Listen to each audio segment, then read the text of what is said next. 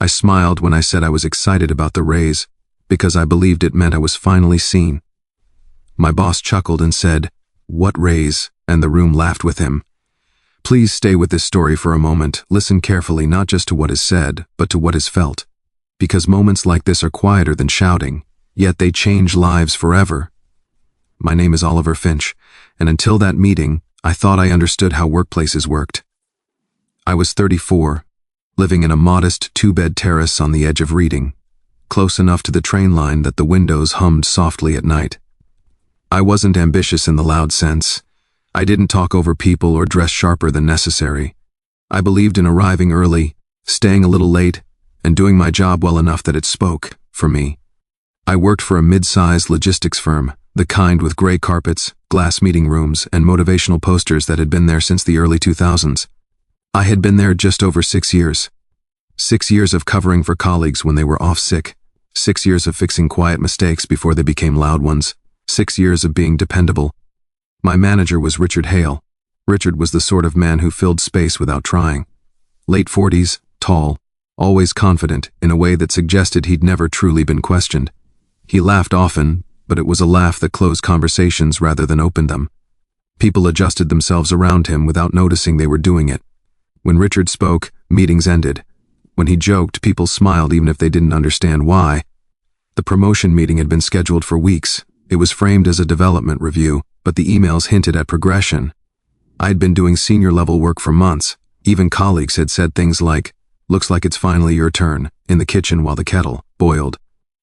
I didn't tell my wife, Hannah, too much. She worked shifts at a local GP surgery and carried enough stress of her own. But the night before the meeting, as we ate pasta from mismatched bowls, I allowed myself to say quietly, "I think things might change a bit after tomorrow." She smiled in that careful way she had, the way of someone who didn't want to jinx anything. "You deserve it," she said. "Whatever happens." The meeting room was cold the next morning, the kind of cold that settles in your hands. Richard sat at the head of the table. 2 senior colleagues sat either side, notebooks open but pens untouched. I took my seat and folded my hands, feeling suddenly aware of my breathing. Richard ran through figures, targets, growth. Then he leaned back slightly and said, "Right, Oliver, you've been asking about progression." I nodded. "Yes, I'm excited about the raise that usually comes with..." That's when he chuckled. It wasn't loud. It wasn't cruel in a dramatic way. It was light, almost amused, like I'd told a joke without realizing it. He looked at the others and said, "What raise?" There was a pause. Someone smiled awkwardly. Another laughed, a short sound that echoed more than it should have. Richard looked back at me. "You're enthusiastic," he said, "but let's not get ahead of ourselves." My face felt warm. I opened my mouth, then closed it. I didn't know where to place my eyes. The glass wall reflected my posture back at me, smaller than I remembered sitting. "I've been performing at senior level," I said carefully. "I took on the West Midlands account, trained 2 new starters and..." Yes, Richard interrupted, waving a hand gently as if calming a child. "And that's appreciated, but appreciation doesn't always mean promotion or money." The word money landed heavier than I expected. He smiled again. "We value loyalty here, and loyalty isn't about chasing raises." Something inside me tightened, not anger, something quieter, a sense of having misread. The room, the building, the years. The meeting ended shortly after. No clay. AR outcome, just phrases like, "We'll review again," and "Keep doing what you're doing." Richard clapped me lightly on the shoulder as we stood. "Good chat," he said. I walked back to my desk feeling as though everyone could see through me. The office carried on as usual. Phones rang, printers hummed. Someone reheated soup in the microwave, and the smell lingered too long. At lunchtime, I sat alone in the small courtyard with a sandwich I couldn't finish. I replayed the chuckle in my head, not the words, the sound, the way it invited others to join in without asking them directly. That afternoon, an email came through assigning me extra responsibilities on a temporary basis. No mention of pay, no mention of title. When I got home, Hannah asked how it went. I told her it was fine. I said they needed more time. I didn't tell her about the laughter. Over the next few weeks, things shifted in small ways. Richard began making comments in meetings. "Oliver's our safe pair of hands," he'd say. Not exactly leadership material, but dependable. People would smile. I would smile too, because not smiling felt like making a fuss. Once, when I corrected a mistake in a report, he said, "See, that's why you're good where you are." The words were meant as praise, but they felt like a lid closing.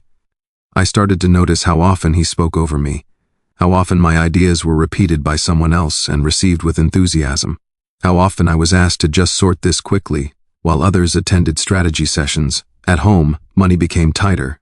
We talked about delaying repairs on the car, about maybe canceling our short break to Cornwall. I told myself it was temporary. I told myself patience was part of professionalism. But there was a moment, late one Friday, when I stayed behind to finish a task Richard had asked for urgently. As I shut down my computer, I heard laughter from the pub across the road. I watched my reflection in the dark screen and felt something I hadn't expected. I felt small, not invisible, small, as if I had been gently pressed into a shape that suited someone else. The following Monday, Richard called another meeting. As I walked towards the glass room, I felt that same tightness in my chest, sharper now, more familiar. I didn't know then that this was only the beginning. I didn't know how deeply that chuckle would echo through years to come. I only knew that something had been taken from me in that room, and it hadn't been money. And as I took my seat once again, I realized I was holding my breath, waiting for something I couldn't yet name. The weeks that followed taught me how quietly disrespect can live inside routine. Nothing dramatic happened at first. No shouting, no official warnings, no slammed doors. Instead, there were small moments that stacked themselves one on top of another, so gently that anyone looking from the outside would have called it normal, office life. Richard began inviting me into meetings only after decisions had already been made. I would arrive, notebook ready, and realize I was there to nod, not to contribute. When I spoke, he'd tilt his head slightly, as if considering whether I was worth the interruption, then continue talking over me with ease. Once, during a planning session, I suggested a change to a delivery schedule that would save time and reduce overtime costs. He paused, frowned briefly, then moved on. 10 minutes later, another manager said almost the same thing. Richard's face lit up. "Exactly," he said. "That's the kind of thinking we need." I looked down at my notes. No one met my eye. After that, it happened more often. My work was good enough to rely on, but never good enough to credit. When praise came, it was vague.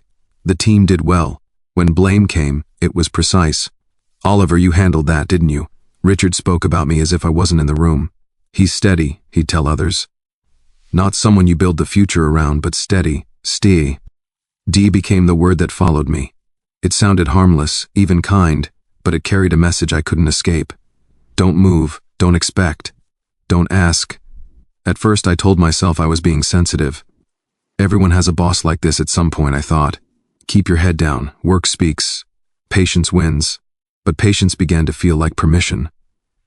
One afternoon, I overheard Richard in the corridor. He didn't see me at first. He was speaking to a senior director, his voice low but confident.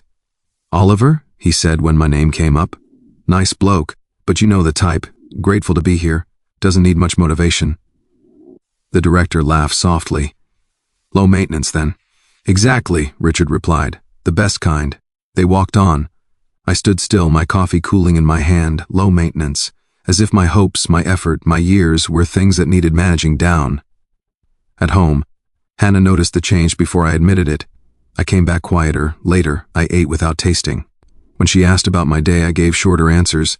Not because I didn't want to talk, but because I didn't know how to explain a hurt that had no sharp edges. One evening she asked gently, "Did something happen at work?" I shook my head. "Not really." She waited. She was good at waiting. "I just feel stuck," I said finally. "Like I'm doing everything right, but it doesn't count." She reached across the table and took my hand. "That sounds like it hurts." It did, but more than that, it confused me. I had always believed effort led somewhere. That fairness wasn't guaranteed, but decency mattered. Richard hadn't shouted at me. St. part was how normal it had all become. As I left the office and stepped into the cool evening air, I felt tired in a way sleep wouldn't fix. I didn't know how long I could keep shrinking myself to fit the shape Richard had chosen for me. What I didn't know yet was that life had already begun shifting its weight elsewhere. Quietly. Patiently. Just as it always does. Change rarely announces itself. It arrives softly, like a draft through a door you didn't realize was open. For a long time, nothing seemed different. I still arrived early. I still stayed late. I still answered emails with care and solved problems before they reached Richard's desk. But inside me, something had steadied in a new way. Not resignation. Endurance. I stopped asking for permission to feel disappointed. Around that time, Richard's world began to tighten, though he didn't notice at first. Or perhaps he did, and chose not to look directly at it. The company announced a restructure. Nothing alarming on the surface, a realignment, a streamlining. Words that floated through the office without weight until they landed on real desks, real jobs. Richard seemed confident. He spoke about adaptability, about how change separated leaders from followers. He chaired meetings with the same relaxed authority, the same half smile. But there were signs, subtle ones. He started staying later too, though not to help. He stayed to watch, to listen. He asked more questions than before. Questions about budgets, about headcount, about performance metrics that hadn't mattered much to him in the past. One afternoon I saw him staring at his screen long after everyone else had left a meeting. His reflection looked different in the glass, less assured, more alert. At the same time, something unexpected happened to me. A senior manager from another department, Elaine Porter, stopped by my desk. She was in her early 50s, calm, thoughtful, the sort of person who spoke rarely but precisely. "I've been told you know the West Midlands, account inside out," she said. "I've worked on it for a while," I replied. She nodded. "Would you mind walking me through the reporting structure sometime? There are gaps." I agreed, surprised. We met later that week. I explained processes, flagged issues, suggested improvements. She listened. Properly. She asked questions that showed she understood what I was saying. At the end, she smiled. "You're very thorough." The word landed differently to dependable. It felt seen. After that, she asked for my input more often, quietly, not in meetings Richard chaired, but in smaller sessions where work was discussed without performance. She never spoke badly of anyone, but she noticed things. One day, as we walked back from a meeting, she said, "You've been here a long time." "Yes." "And you've never led a team?" "No." She stopped by the lifts. "That's interesting." I didn't know what she meant, but I carried the word with me. Interesting, not fixed, not defined. Meanwhile, Richard's confidence began to show hairline cracks. The restructure meant layers of management were under review.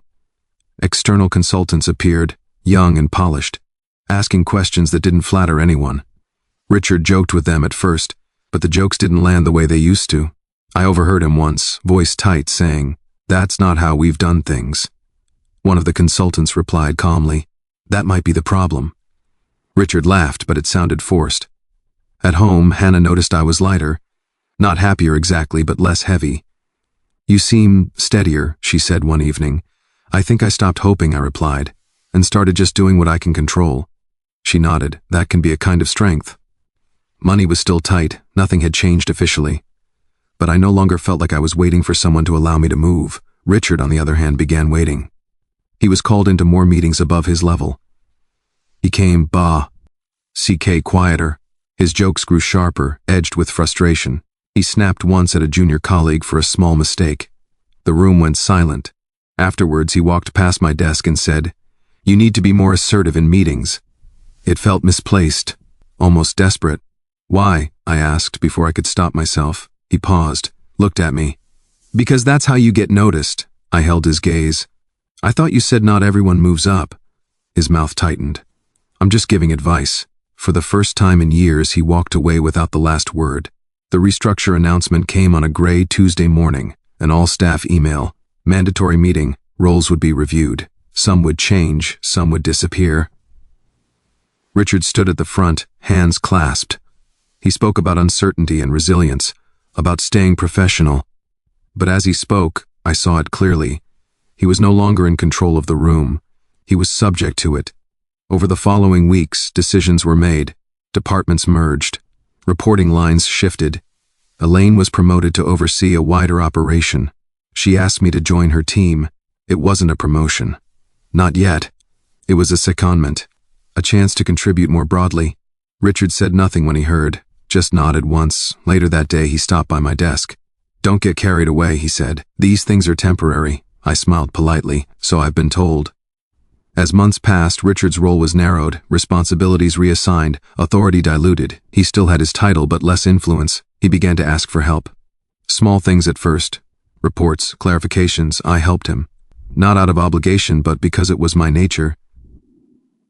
But something had changed between us. The balance had shifted just slightly. I noticed how carefully he spoke to me now, how he no longer joked at my expense, how he waited for my replies. He hadn't apologized. He hadn't acknowledged anything. But life was beginning to turn, slowly, deliberately, and neither of us could stop it. The reversal did not arrive with drama. It arrived with paperwork. Richard's role was officially redefined in the spring. The email was polite, almost apologetic. His title remained, but his team was reduced to one. His decision-making power was now subject to approval. He would report into Elaine. When the announcement was made, people reacted the way they always do in offices. A few sympathetic looks. A few whispered conversations by the printers. Then everyone carried on.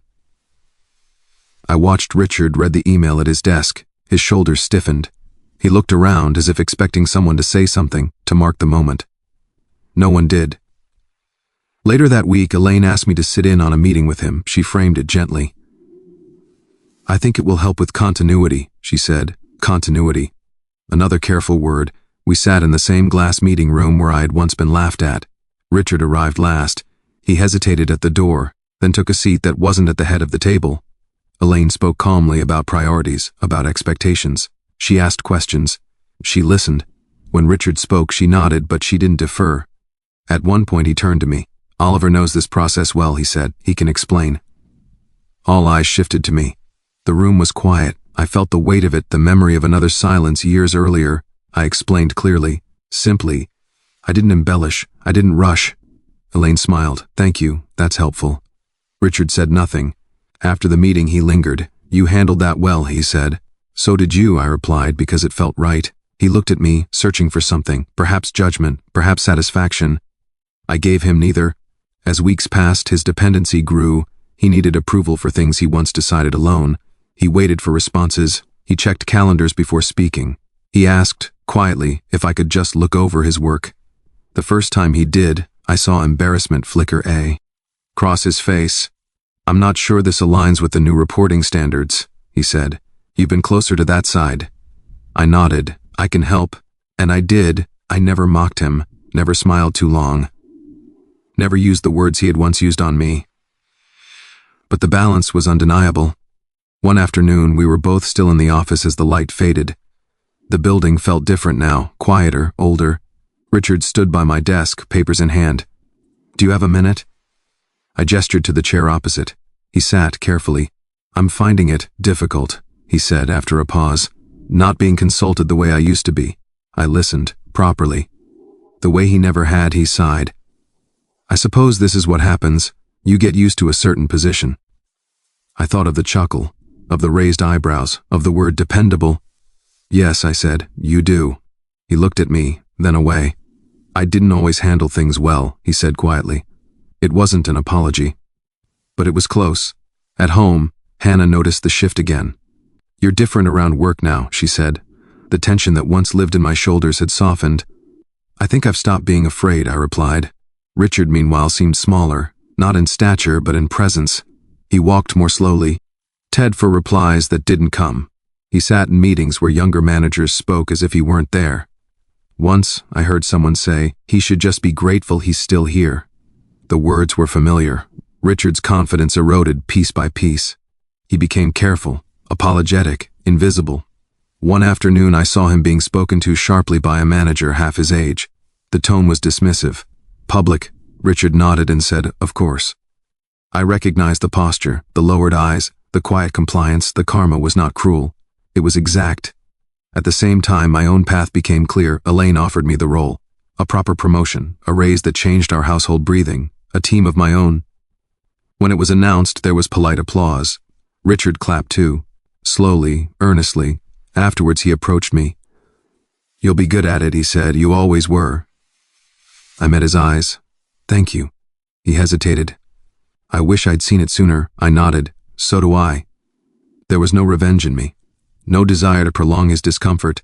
But I did not shield him from it either. He needed to feel what he had once dismissed as nothing. That was the justice of it, not punishment, understanding. And it stayed with him, quietly, in the way mine had stayed with me. Time did what it always does. It softened the sharp edges and left the truth behind. I settled into my new role slowly, carefully. I made mistakes, owned them, learned. I listened more than I spoke. When someone hesitated in a meeting, I waited. When someone had an idea, I made sure their name stayed attached to it. I never said I did this because of Richard, but I did. At home, life eased. Hannah no longer checked the bank balance with worry in her eyes. We fixed the car. We took the trip to Cornwall a year later, walking along the coast with the wind in our faces, saying little, needing nothing explained. Richard stayed on for another year. He worked quietly, diligently, no longer the man people adjusted themselves around, but the man who adjusted. When he finally left, there was a short email. Best wishes. Thanks for your service. On his last day, he stopped by my office. He looked calmer than he had in a long time. I think I needed this, he said, surprising me. Not the loss, the understanding. I nodded. I think we all learn somehow. He smiled faintly. I hope I do better wherever I end up. I think you will, I said, and meant it. After he left, the office returned to its rhythm.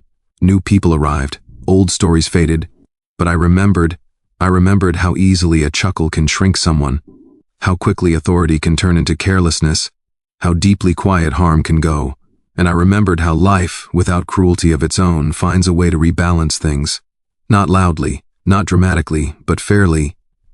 If this story stayed with you, take a moment to reflect on how we treat the people around us when we hold power, even briefly. If it moved you, share it, like it, leave a comment. Someone else may need to hear it too, because the way we speak to others has a way of returning to us, always,